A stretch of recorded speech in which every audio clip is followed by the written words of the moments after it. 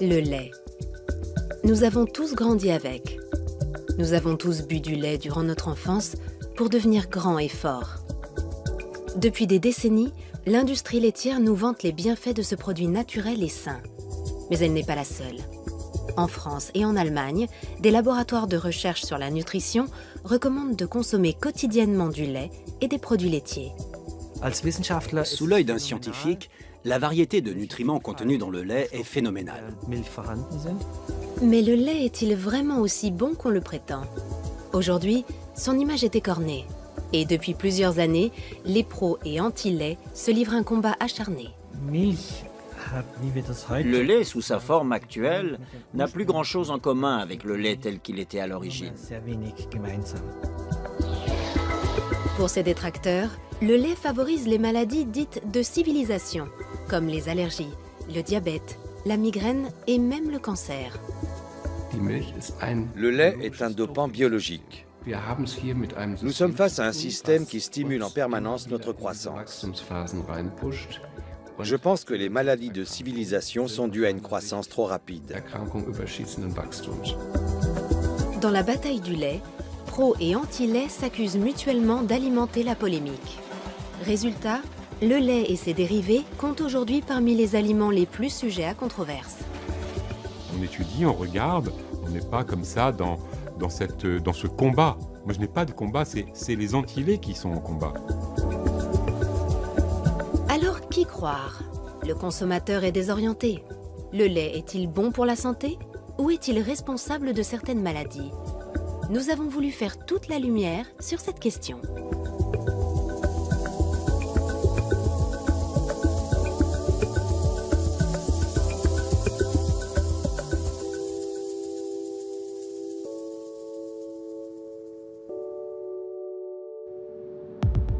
Pour les besoins de cette enquête, nous sommes partis à la rencontre de scientifiques, de médecins et de producteurs de lait à travers toute l'Europe. Première étape, la Bretagne. Nous avons voulu savoir comment le lait est fabriqué aujourd'hui et quel est l'impact de sa transformation sur les consommateurs. La coopérative laitière Laïta a accepté de nous recevoir.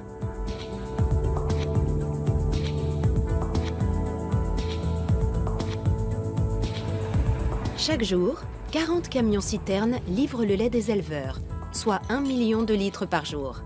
Le lait est ensuite transformé en fromage, en beurre ou en lait en poudre. Dominique Chargé, ici à droite, est le président de la coopérative. Pour ce représentant de l'industrie laitière, la controverse autour du lait n'est pas justifiée.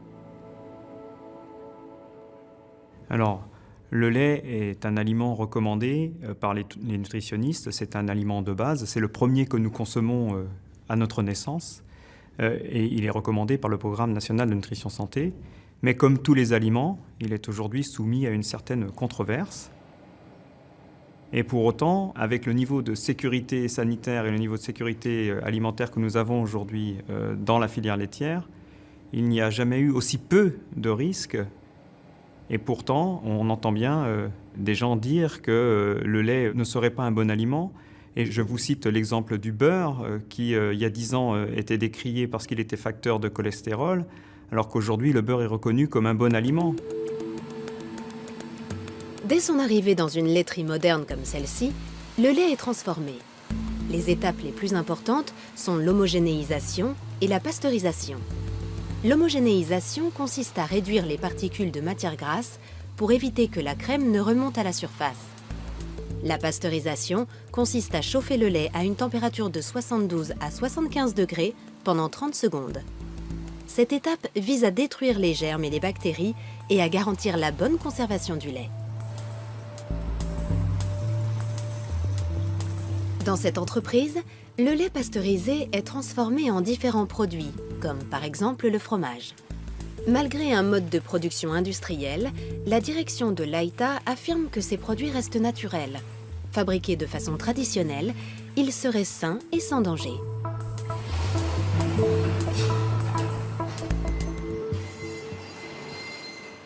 Nous fabriquons des produits à base de lait, comme le beurre, comme le fromage, comme les yaourts, de la même façon que nous les fabriquions il y a 40 ans, 50 ans.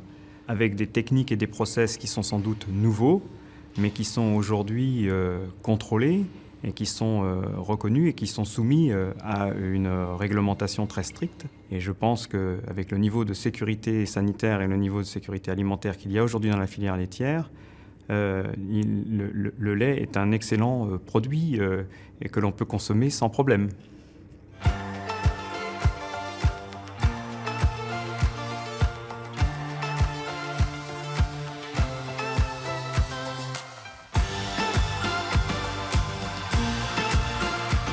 Et vous, c'est quoi votre milk moment?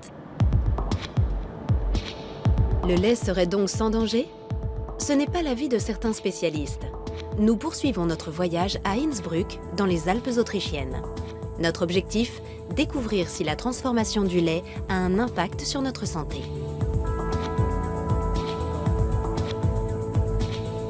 Nous avons rendez-vous au cabinet du docteur Maximilian Ledorowski. Ce médecin est spécialisé dans les intolérances alimentaires.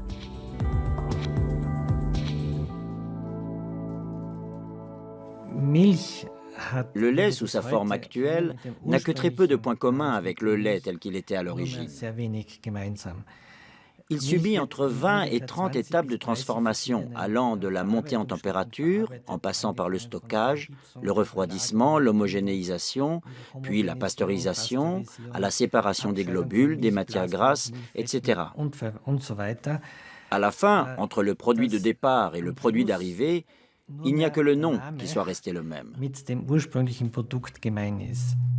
Parmi les patients du docteur Ledorowski, beaucoup souffrent d'intolérance alimentaire. Des pathologies qui, selon lui, sont souvent liées aux méthodes de transformation de l'industrie agroalimentaire.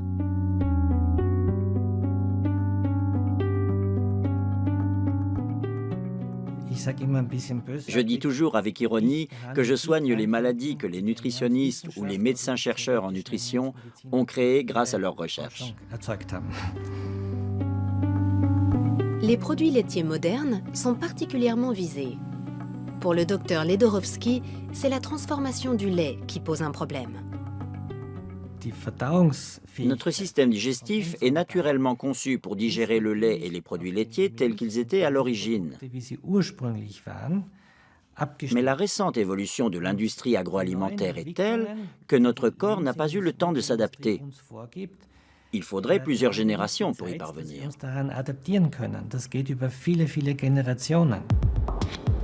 Les méthodes de transformation modernes ont-elles fait du lait un produit industriel difficile à assimiler?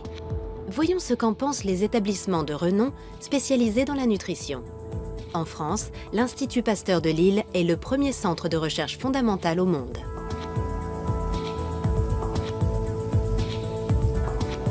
C'est une référence pour le gouvernement français et pour l'OMS, l'Organisation mondiale de la santé. Jean-Michel Le Serre dirige le service de nutrition de l'Institut. Nous lui avons demandé si la transformation du lait pouvait avoir des conséquences négatives sur la santé. C'est une drôle d'idée. Tous les aliments sont transformés et cette transformation peut apporter des modifications positives ou négatives. Les études qui sont faites sur les effets du lait sur la santé ont été faites chez des consommateurs de ces laits transformés, UHT, homogénéisés, pasteurisés. S'il y avait un effet négatif, alors que c'est ces laits-là qui sont étudiés et qui montrent qu'il y a un effet positif, on ne comprend pas. Donc il y a peut-être des transformations qu'il faut étudier, qu'il faut analyser, peut-être rectifier, mais en tout cas, il n'y a pas d'effet négatif notable significativement. Pour le professeur Le Serre, le lait est un aliment fondamentalement sain et sa transformation sans risque. Il soutient donc la recommandation officielle des autorités françaises qui conseillent de consommer 3 produits laitiers par jour. Le lait est particulier pour au moins 2 raisons. La première, c'est qu'il a une composition particulière et assez exceptionnelle. C'est un des aliments qui a la plus grande diversité en nutriments. Et l'autre raison qui me semble plus importante encore, c'est l'aspect symbolique de l'aliment.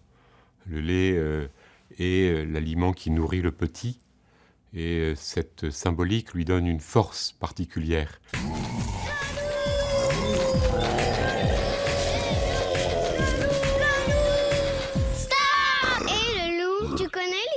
de Paf Paf Paf le loup? Alors, c'est l'histoire de 3 petits cochons qui mangeaient 3 produits laitiers par jour. Quand tout à coup,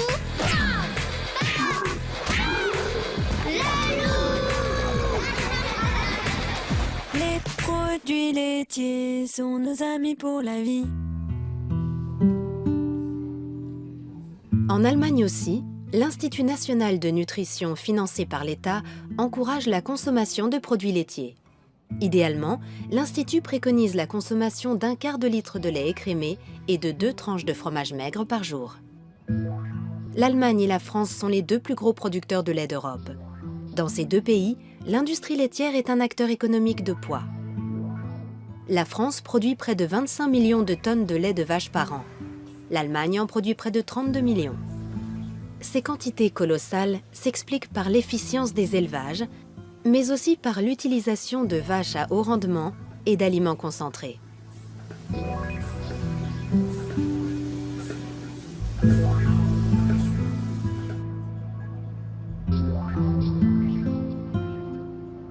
Intéressons-nous maintenant aux méthodes de fabrication dites conventionnelles. Nous nous rendons à la ferme Penneland, dans le nord de l'Allemagne. Philippe Kowolik dirige l'exploitation.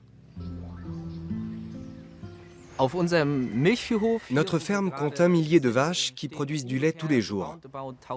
Il y a 3 traites quotidiennes et nous avons 4 étables distinctes, dans lesquelles les bêtes sont réparties en 6 groupes.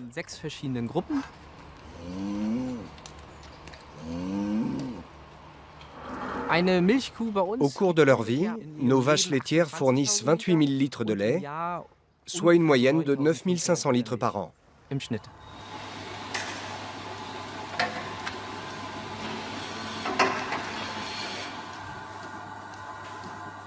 Pour une ferme conventionnelle, nous sommes légèrement au-dessus de la moyenne.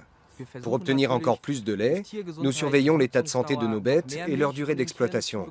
Pour qu'une vache donne beaucoup de lait, elle doit être en bonne santé. Elle doit se sentir bien, sinon elle ne donnera pas beaucoup de lait. Tout va bien? Oui, super. Elles ne bougent pas. Ça prouve qu'on fait les choses bien. Elles ne sont pas nerveuses, elles ne nous repoussent pas et se laissent faire.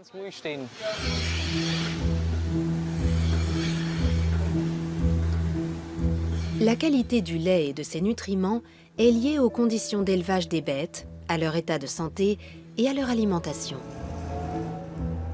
Ici, les vaches sont nourries avec de l'herbe et un mélange d'aliments énergétiques composés de maïs, de résidus de céréales et de colza. Autrement, elles ne seraient pas aussi productives. Mais à l'origine, les vaches ne sont-elles pas exclusivement herbivores? Les vaches laitières d'aujourd'hui ont besoin d'aliments concentrés. Si on leur laisse le choix entre de l'herbe et des aliments concentrés, elles iront en premier vers les aliments concentrés. Les vaches ont un certain besoin d'énergie que nous devons satisfaire. On ne peut pas les comparer aux bovins d'il y a 2000 ans. C'est impossible. Une vache à haut rendement, donc qui donne beaucoup de lait, est plus saine car elle est surveillée. Seule une bête bien soignée peut être en bonne santé et donner beaucoup de lait. Une vache ne fait pas ça toute seule. Le lait ne tombe pas par magie dans la cuve ou dans la bouteille. Avoir des animaux en bonne santé et productifs demande beaucoup de travail. Pour Philippe Kowolik, un élevage ultra performant n'a pas d'impact négatif sur la qualité du lait. Au contraire, dans l'ensemble, le lait serait même meilleur. Les nutriments sont restés les mêmes. Si on regarde 20 ou 30 ans en arrière, rien n'a changé. La qualité du lait s'est même améliorée grâce à la chaîne du froid, toujours à 4 degrés. Il faut refroidir le lait très vite. Ensuite, il part à la laiterie dans des camions-citernes. Toute cette chaîne est extrêmement efficace. Elle est contrôlée en permanence. Une fois par mois, on vérifie la qualité du lait de chaque vache. Il y a tellement de contrôle que je peux affirmer en toute bonne conscience que la qualité du lait s'est améliorée. C'est indéniable.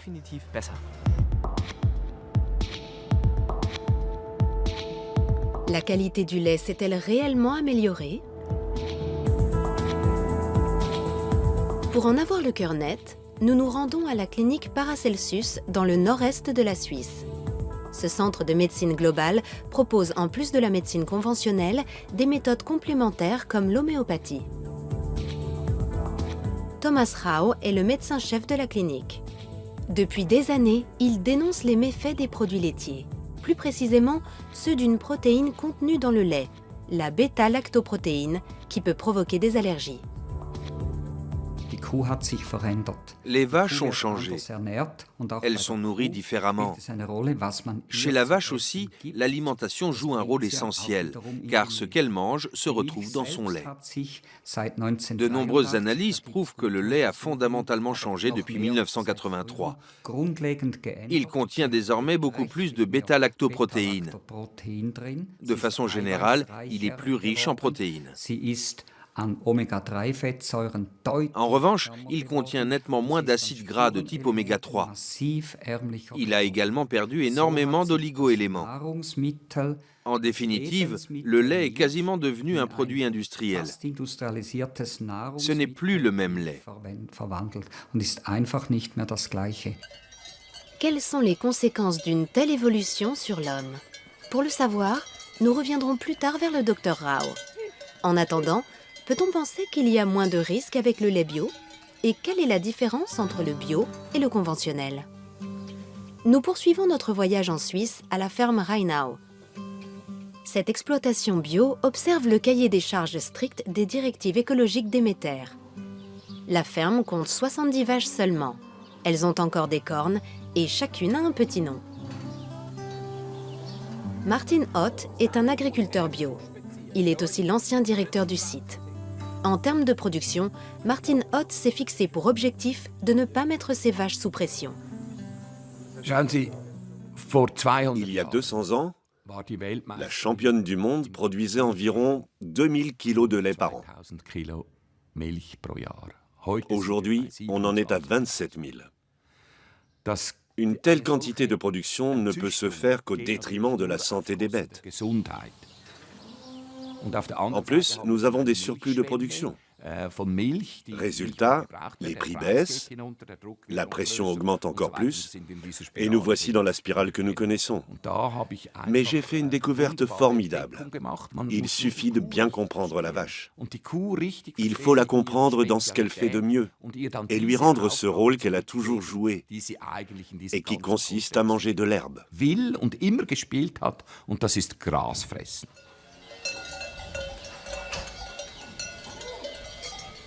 Les vaches sont donc faites pour manger de l'herbe.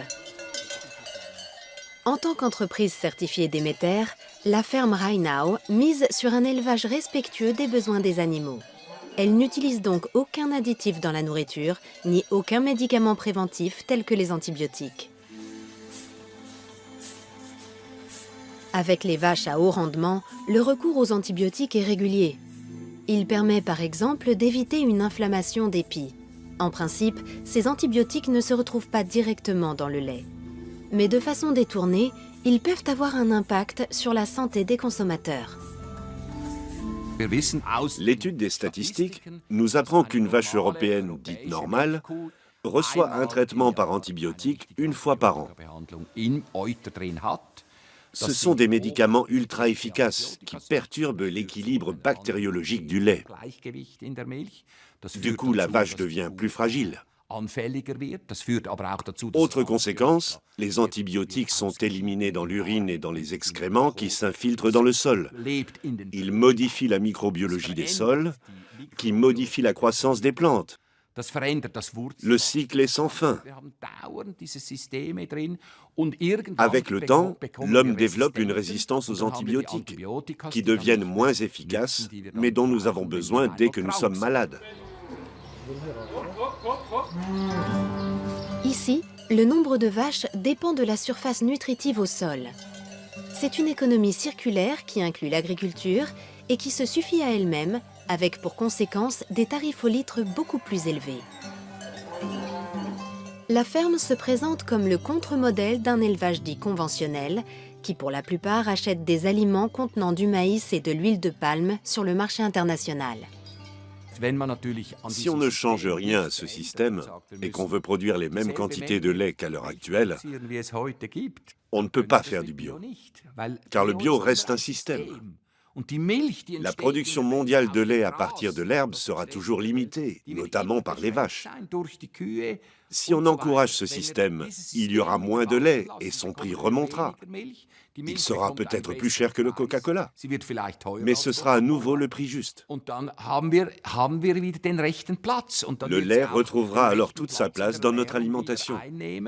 Il ne sera plus un produit comme les autres, un produit industriel qu'on trouve partout, sous toutes les formes. Voilà comment je vois les choses.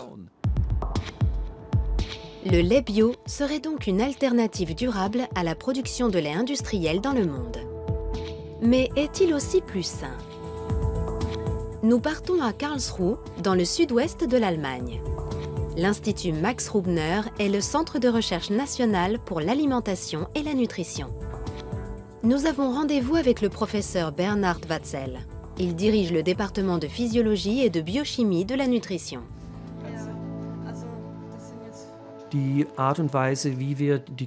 La façon de nourrir les vaches a des conséquences sur la composition du lait.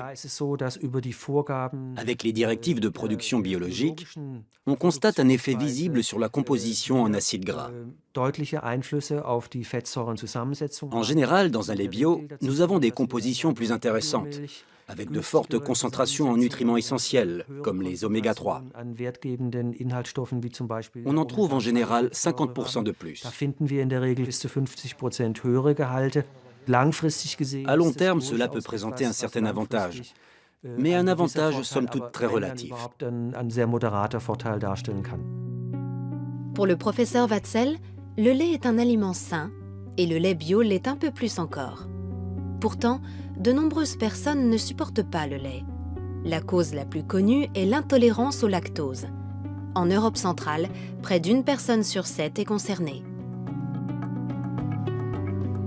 Depuis quelques années, on s'intéresse beaucoup à l'intolérance au lactose. De plus en plus de personnes pensent souffrir de cette pathologie. Mais au fait, qu'est-ce qu'une intolérance au lactose ? Nous avons posé la question au docteur Ledorowski, spécialiste des intolérances alimentaires à Innsbruck. En réalité, l'intolérance au lactose représente la norme. Car une fois sevré, 75% de la population mondiale perd de la capacité à digérer le lactose. Et lorsqu'il ne peut pas être digéré, le lactose est fermenté par les bactéries qui se trouvent dans l'intestin. Le problème, c'est que ces produits de fermentation peuvent provoquer des maux de ventre, des diarrhées, des ballonnements, etc.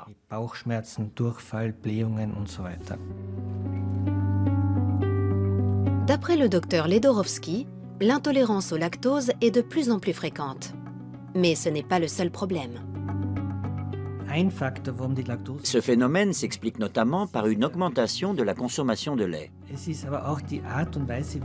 Mais c'est aussi la façon de transformer le lait qui est en jeu.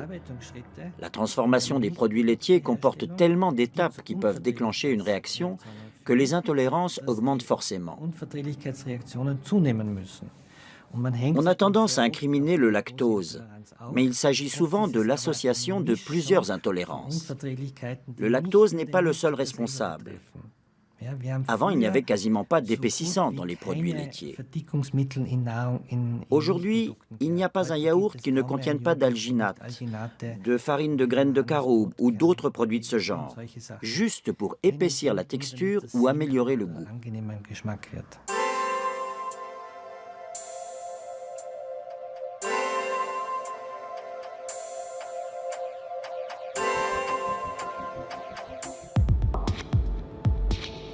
La publicité pour les produits laitiers incite à consommer plus de lait. En même temps, les intolérances sont de plus en plus nombreuses. Et le lactose n'est pas le seul en cause. Bien souvent, les symptômes sont inattendus. Cet homme en a fait l'expérience. Alain Gouriou vit avec sa famille près de Paris. Avant, il mangeait plusieurs yaourts par jour. Puis, il a commencé à souffrir de migraines. Il n'a d'abord pas fait le rapprochement avec sa consommation de produits laitiers. J'avais des maux de tête persistants, environ 2 à 3 céphalées par mois, qui pouvaient s'étaler sur 2 ou 3 jours si je ne les gérais pas avec de l'ibuprofène. Et donc, ça faisait partie de ma vie quotidienne. J'étais quelqu'un qui avait beaucoup de maux de tête. Donc je me suis dit, je vais aller voir un neurologue, et il se trouvait que ce soit le docteur Aranda. Le docteur Aranda exerce dans une clinique de Courbevoie en banlieue parisienne. Ce neurologue reçoit souvent des patients comme Alain Gouriou. 20 et quelques années que je conseille d'arrêter le lait aux gens qui ont des maux de tête, vous êtes peut-être le 3 millième à me donner le même témoignage. Donc la répétition de l'expérience est toujours un argument de véracité, si on peut dire. Alors, je suis arrivé donc dans le cabinet de Dr Aranda, je lui ai exposé mon problème qui était effectivement donc des céphalées assez régulières. Et il l'a posé à un moment, il m'a regardé, il a dit on va essayer quelque chose, vous allez essayer d'arrêter les produits laitiers et voir ce que ça donne. J'étais un peu déçu, je me suis dit tout ça pour ça, un mois d'attente, voilà, pour arrêter les produits laitiers. Donc c'est vraiment ça, enfin c'est la discussion qu'on a eue ensemble. Je pense que la dégradation, enfin la mauvaise dégradation du lactose va entraîner la production de déchets qui vont, comme tous les déchets, avoir des effets toxiques, un peu entre guillemets, hein, c'est une toxicité relative, mais une toxicité quand même, et qui vont générer des maux de tête. Simplement, j'ai des milliers de patients qui avaient des maux de tête et qui ont vu leurs maux de tête disparaître quand ils ont arrêté de consommer du lait. Bien, et les maux de tête, donc il n'y en a pratiquement plus. Il n'y en a pratiquement plus, il y en a eu quelques-uns récemment qui sont revenus. Mais vraiment, enfin pas aussi, vraiment très léger. Très très léger, voilà. Alors quasiment du jour au lendemain, quand j'ai arrêté les yaourts, le lait, la crème, je n'ai plus de maux de tête. C'est-à-dire qu'en fait, mes épisodes de céphalée que j'avais tous les semaines ou tous les 2 semaines se sont tout simplement arrêtés, quasiment du jour au lendemain. Maintenant, est-ce que c'est lié directement à la non-consommation de produits laitiers? Ça, je ne pourrais pas vous dire.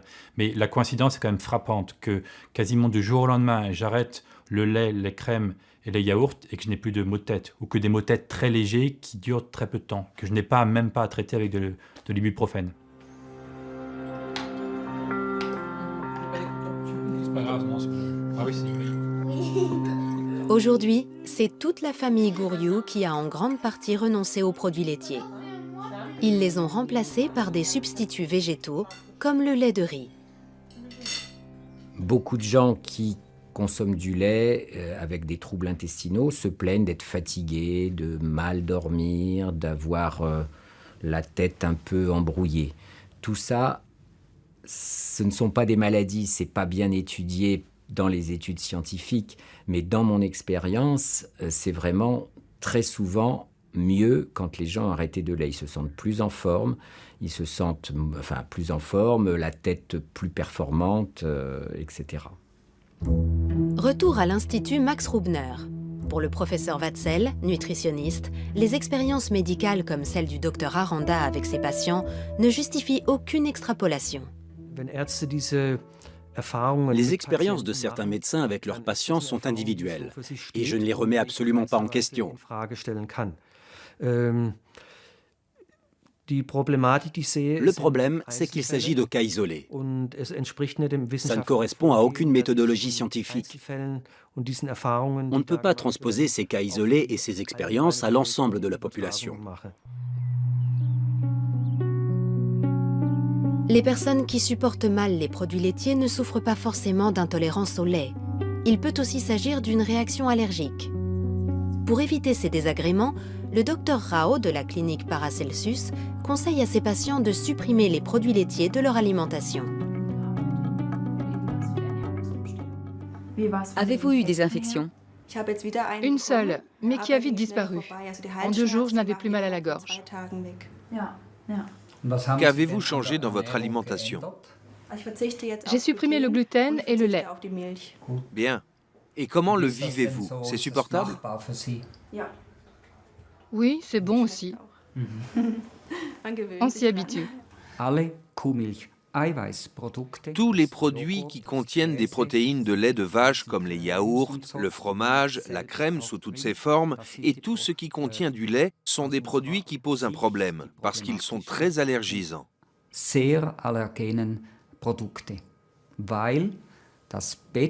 La bêta-lactoprotéine, la protéine de lait de vache, est de loin l'allergène alimentaire le plus fréquent. Beaucoup plus fréquent que le lactose et beaucoup plus fréquent que le gluten, les fruits à coque ou autres.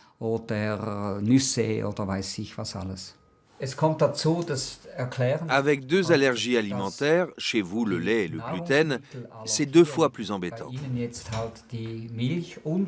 Car elles peuvent détruire la flore intestinale et même la muqueuse intestinale. C'est tout le système immunitaire qui est perturbé.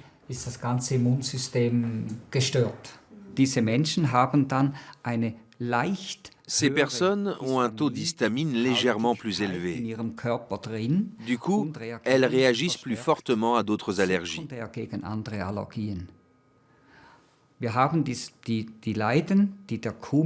Les personnes allergiques au lait de vache, et plus rarement les patients allergiques au gluten, donc atteints de la maladie cœliaque, peuvent avoir des allergies secondaires. Elles peuvent être allergiques au pollen, aux fraises ou aux poils de chat. Ce sont des allergies croisées. Selon certaines estimations, environ 1% des adultes en Europe centrale seraient allergiques au lait de vache. À la clinique Paracelsus, en revanche, les chiffres sont beaucoup plus élevés. Si je considère mes patients entre guillemets normaux, ceux qui viennent juste faire leur bilan annuel, dans 60% des cas, je constate une allergie de type IgG4 à la lactoprotéine. Chez les patients atteints de maladies auto-immunes, on arrive à plus de 80%. Et chez les patients atteints d'un cancer, on est presque à 95%. Cela signifie que le nombre d'incidences augmente avec ces maladies. Et si je fais ce constat chez des centaines de patients, pour moi, ça a autant de valeur qu'une étude.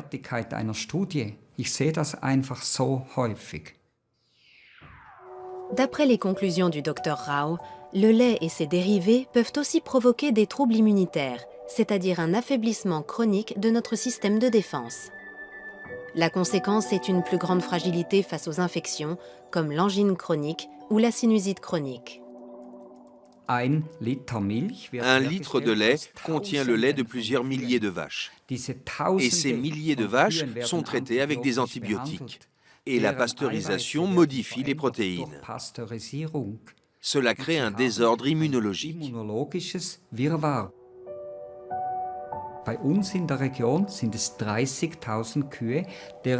Dans notre région, c'est le lait de 30 000 vaches qui est mélangé pour ensuite être transformé.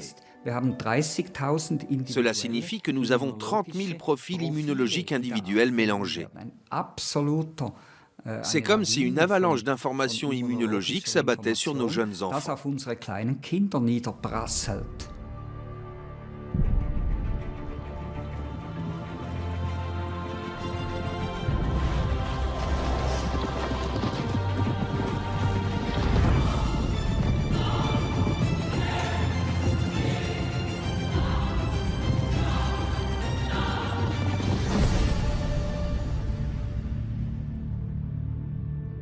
Le lait, une force de la nature. Le lait est souvent associé aux enfants. Depuis des décennies, on dit que les enfants doivent boire du lait. Nous avons tous grandi avec l'idée que le lait est bon pour la santé, que le lait fait grandir, que le lait renforce les os. Quand j'étais petit, le lait était un élément essentiel de notre alimentation.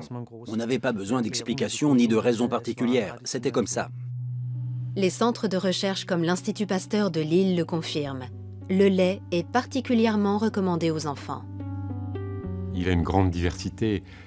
Il contient des protéines de très grande qualité, de très grande diversité, avec des spécificités au niveau de leur efficacité pour faire grandir.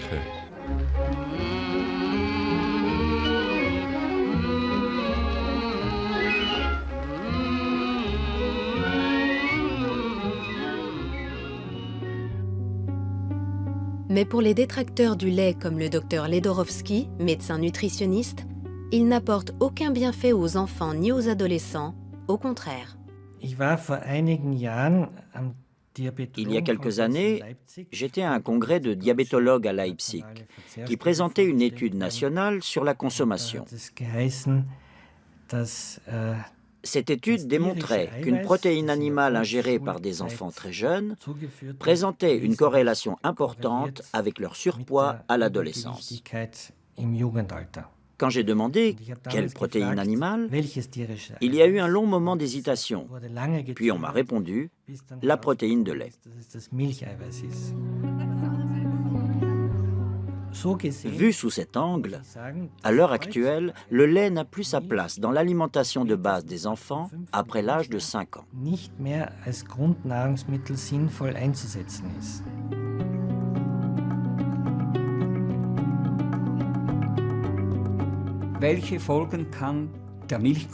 La consommation de lait peut avoir des conséquences très différentes sur les enfants. Ils peuvent développer des allergies, de l'asthme, et même à long terme, avec l'hyperstimulation du système immunitaire, des maladies auto-immunes.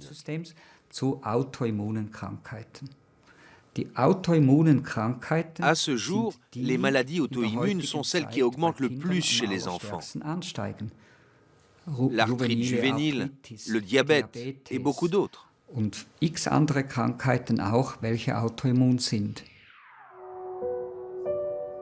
Le lait est-il vraiment à l'origine de ces maladies? Le professeur Watzel ne voit aucun lien entre les deux. Les données scientifiques montrent que pendant l'enfance et l'adolescence, la consommation de lait n'a aucun effet négatif sur le poids ni sur le diabète. Au contraire, consommé de façon régulière et modérée, le lait a une action protectrice. Néanmoins, il faut bien regarder, surtout chez les enfants, quels produits on consomme. Car de nombreux produits à base de lait contiennent beaucoup de sucre ajouté.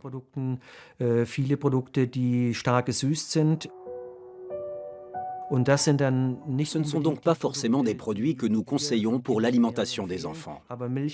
En revanche, le lait, les yaourts nature et le fromage sont tout à fait recommandés, car ils contiennent une grande variété de nutriments essentiels. Le lait est un produit naturel et de qualité. Le lait est sain et il rend beau. C'est ce qu'affirme ce spot publicitaire. Un message qui n'est pas si éloigné de l'adage selon lequel, grâce à sa forte teneur en calcium, le lait favorise le développement des os chez l'enfant et prévient l'ostéoporose chez l'adulte.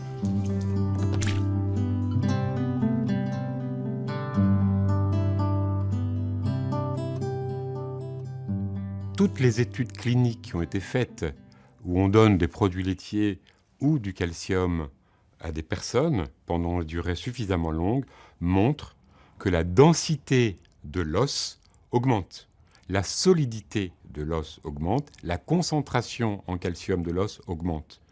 Et donc, toutes les études montrent que les produits laitiers contribuent à la lutte contre l'ostéoporose, mais ne suffisent pas, car c'est une maladie complexe où les facteurs sont multiples. Le lait et ses dérivés sont riches en calcium, c'est un fait. Admettons maintenant que nous ayons besoin de 1200 mg de calcium par jour pour avoir des os en bonne santé. Cela voudrait dire que nous devons boire 1 litre de lait par jour. Cela signifierait aussi que tous les mammifères, une fois sevrés, n'ont plus cette source de calcium et sont sujets à l'ostéoporose. Par extension, toutes les personnes sevrées et intolérantes au lactose souffriraient d'ostéoporose. Or, on constate exactement le contraire. Dans les pays où l'intolérance au lactose est endémique, les cas d'ostéoporose sont beaucoup plus rares que dans les pays où il y a peu d'intolérance. C'est le cas de l'Allemagne et de la Scandinavie, où la consommation de lait est la plus importante. En Suède notamment, la consommation de lait est très élevée. Il y a 2 ans, une étude suédoise a fait couler beaucoup d'encre en France et en Allemagne. Selon cette étude, les personnes qui boivent beaucoup de lait ont un risque de fracture osseuse plus élevé et une espérance de vie plus courte.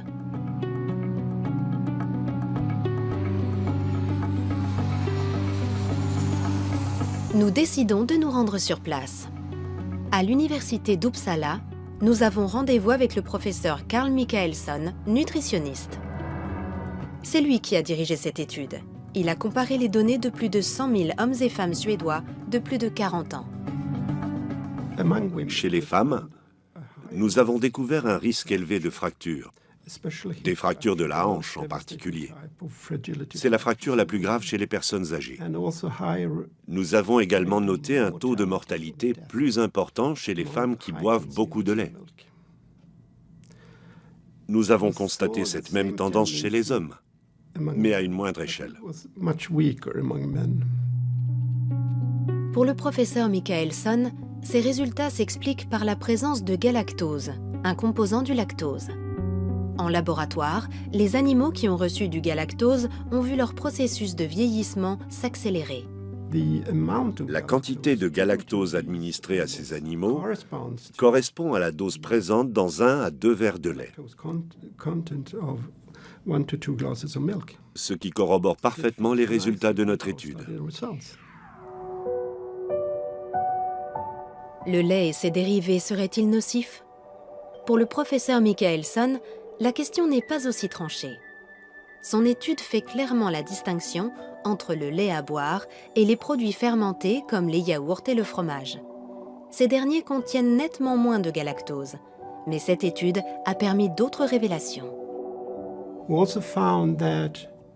Nous avons également découvert que la consommation élevée de fromage, de lait caillé et de yaourt était associée à un risque légèrement réduit de fractures et de mortalité, contrairement au lait. Pour l'heure, si le professeur Michaelson ne donne aucune recommandation nutritionnelle, c'est qu'il n'est pas encore arrivé au terme de son programme d'études. Cependant, pour lui, une chose est d'ores et déjà sûre. Boire du lait en grande quantité ne permet pas de prévenir les fractures.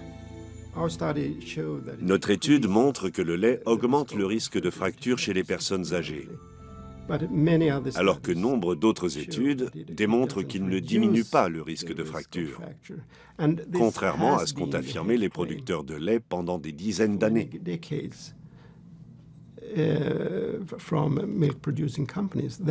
Ils prétendaient que boire de grandes quantités de lait permettait de renforcer les os, mais les preuves sont très maigres.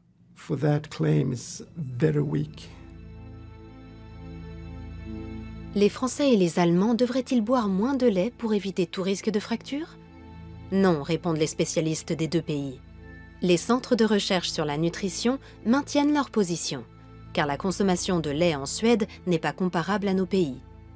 Par ailleurs, cette étude montre que boire du lait en quantité trop faible n'est pas bon non plus. Quand on regarde dans cette étude, les femmes consommaient environ 600 ml de lait par jour.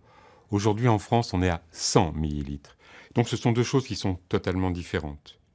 Et donc il faut se poser la question du pourquoi les excès de produits laitiers, puisque c'est un excès, ne sont pas bénéfiques. Il me semble qu'un excès n'est jamais bénéfique. Et donc moi, je ne recommande absolument pas l'excès. L'autre excès, qui est bien démontré cette fois-ci, c'est que les personnes qui ne consomment pas du tout de produits laitiers, pour des tas de raisons, ça peut être des enfants qui n'en consomment pas pour des raisons qui sont liées à une intolérance quelconque, ont beaucoup plus de fractures, 2 à 3 fois plus de fractures. Ça, c'est totalement démontré. Cette étude suédoise aura eu le mérite de prouver une chose. Avec les aliments complexes comme le lait, il est difficile d'être catégorique. Par ailleurs, dans quelle mesure les résultats d'études isolées autorisent-ils l'extrapolation? Lorsqu'on s'intéresse aux effets des aliments sur la santé, il convient de se poser la question suivante. De quelles informations disposons-nous? Toutes les études ne sont pas aussi qualitatives. La communauté scientifique a défini des critères bien précis afin de juger de leur bien-fondé. Quelle est la pertinence de ces données? S'agit-il d'observations pures ou d'expérimentations? Il existe toutes sortes d'études. Nous, les scientifiques, sommes en mesure d'établir un classement. Nous pouvons les ranger dans la catégorie des études convaincantes, des études plausibles ou de celles qui relèvent de la possibilité.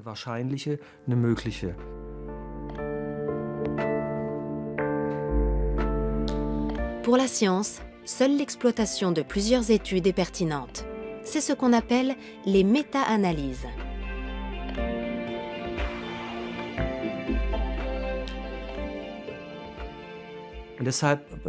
Je conseille toujours aux journalistes de ne pas se fier à une seule étude, car vous en trouverez toujours une qui confortera vos arguments ou votre interprétation. Mais du point de vue scientifique, ce n'est pas juste. Nous devons prendre en compte l'ensemble des données. C'est le seul moyen d'évaluer de façon à peu près objective la valeur de ces informations.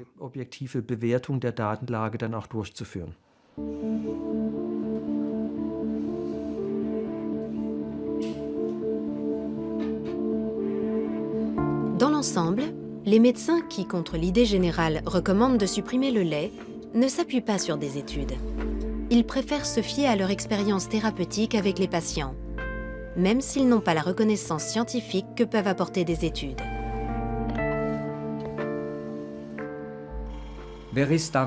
Qui est scientifique et qui ne l'est pas? Qu'est-ce qui définit le caractère scientifique d'une chose? Une étude, c'est l'analyse d'un groupe de personnes relativement important selon certains critères. C'est exactement ce que je fais. J'étudie un immense groupe de patients depuis 30 ans.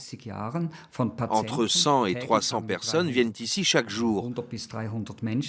Nous leur donnons des conseils et leur santé s'améliore.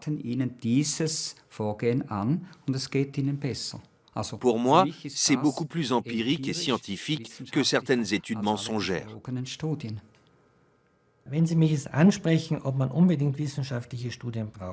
Si vous me demandez si ces études scientifiques sont vraiment indispensables, je vous citerai l'exemple de la migraine. Il n'y a aucune étude qui prouve scientifiquement ou statistiquement que les céphalées sont liées à la consommation de tel ou tel aliment. Pourtant, certaines personnes disent « Quand je mange du chocolat, j'ai mal à la tête. Quand je mange cet aliment-là, ça déclenche une migraine. » Mais je ne peux pas le prouver statistiquement. Pour autant, ces informations ont-elles moins de valeur que d'autres, alors que ma pratique me permettra d'en reproduire les effets?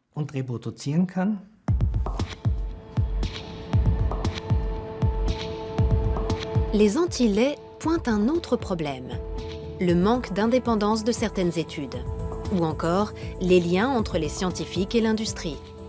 Nous partons dans le sud de la France, dans la région de Nîmes.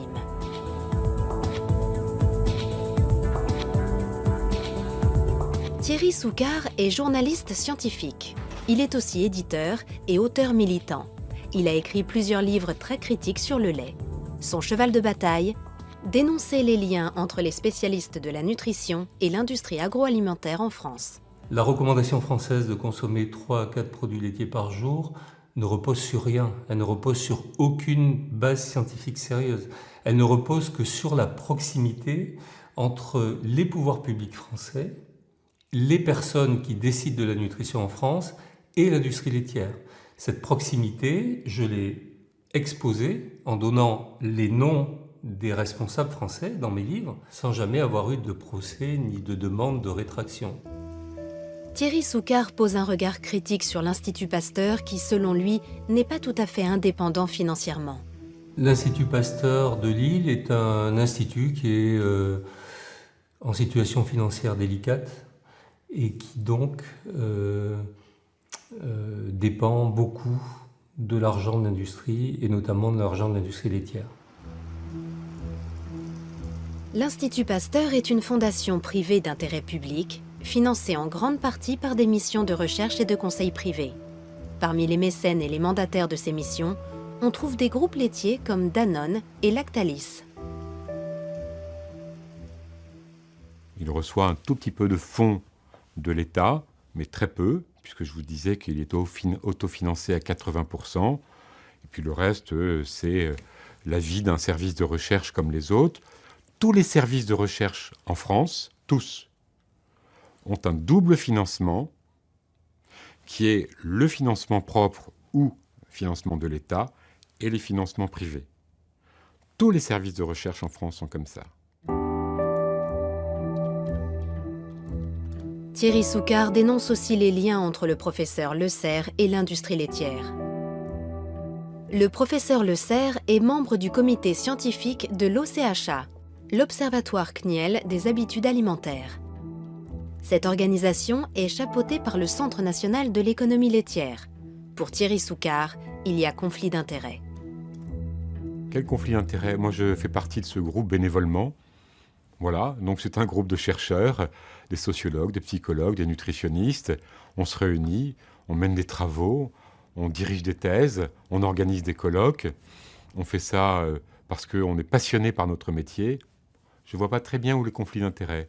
Il n'y a que lui qui n'y voit pas de problème. Toute la presse y voit un problème. Tous les gens qui s'occupent d'éthique voient un problème avec les conflits d'intérêts entre chercheurs et industriels. Mais quand vous interrogez un médecin ou un chercheur qui est lié à l'industrie pharmaceutique ou l'industrie agroalimentaire, évidemment, il ne voit pas de problème. Retour en Allemagne, et à la question qui nous préoccupe, le lait est-il bon ou pas pour la santé?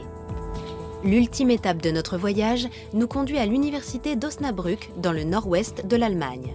C'est ici qu'enseigne le professeur Bodo Mellnik, dermatologue. Le professeur Mellnik a développé une théorie sur le lait qui a fait beaucoup de bruit dans le milieu scientifique ces dernières années. Selon lui, le lait contiendrait un système de signaux biochimiques qui stimule la croissance et qui peut avoir de lourdes conséquences. Nous savons désormais que l'acné apparaît de plus en plus tôt, dès l'âge de 8-9 ans. Nous savons aussi qu'il dure beaucoup plus longtemps. Environ 50% des Américaines, par exemple, ont encore de l'acné à la trentaine. Le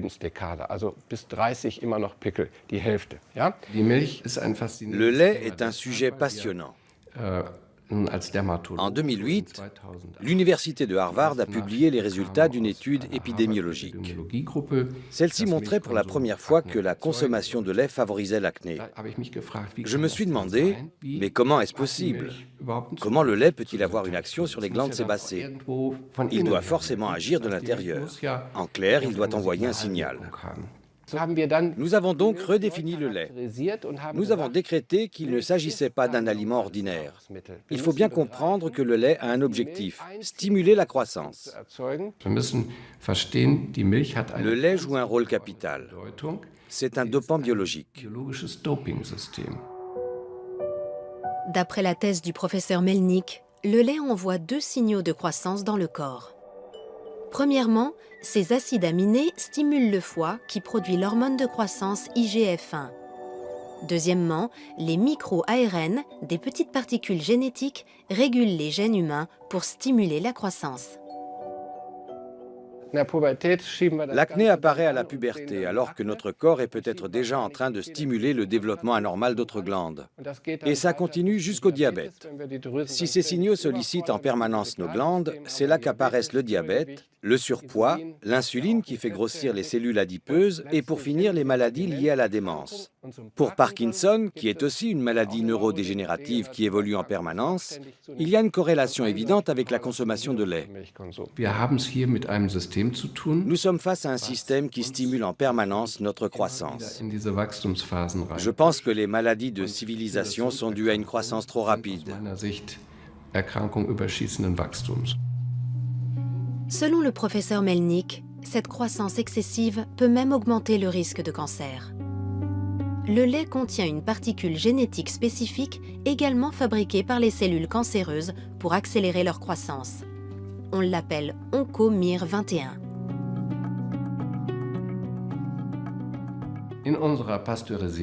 En buvant du lait pasteurisé, nous absorbons des OncoMIR21.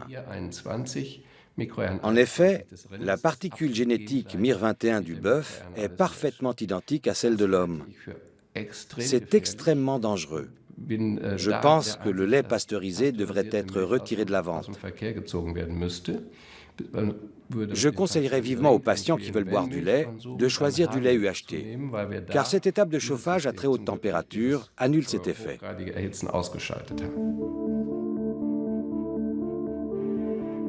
La théorie du professeur Mellnik est encore isolée. La plupart des spécialistes en nutrition la rejettent en bloc.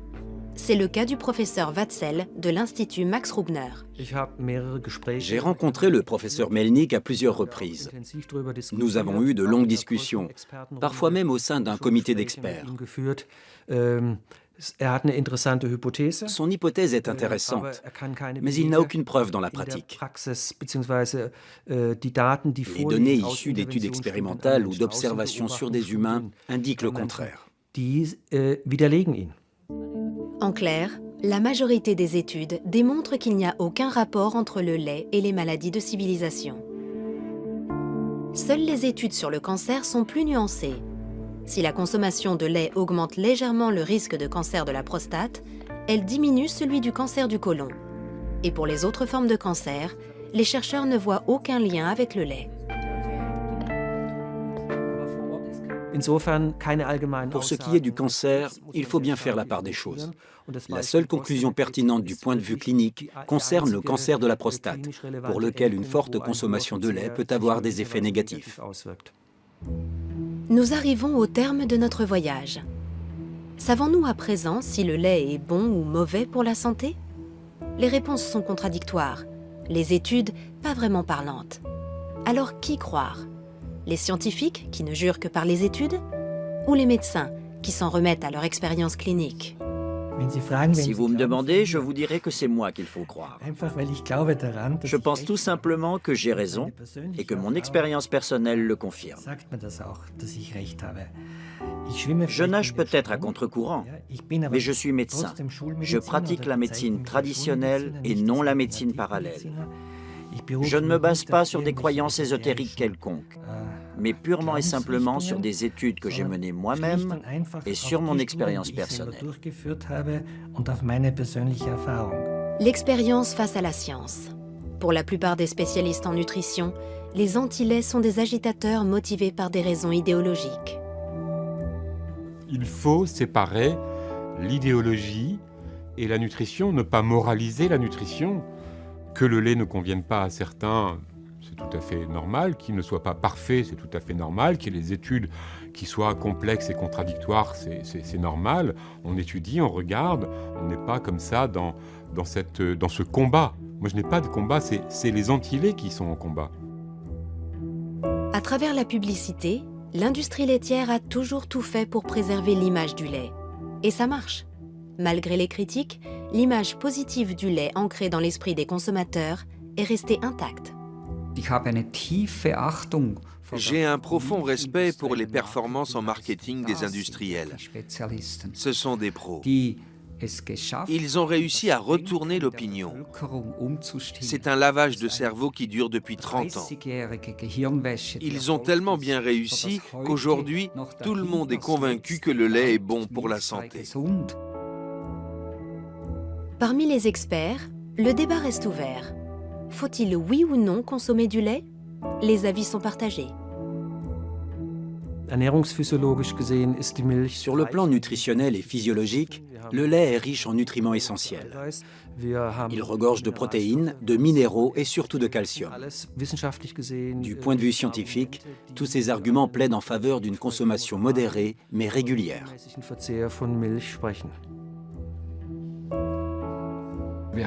Ces produits sont désormais présents dans de nombreux domaines de notre alimentation. À mon avis, nous sommes clairement dans l'excès. Au bout de plusieurs dizaines d'années, cela entraîne une stimulation excessive. L'effet n'est pas immédiat.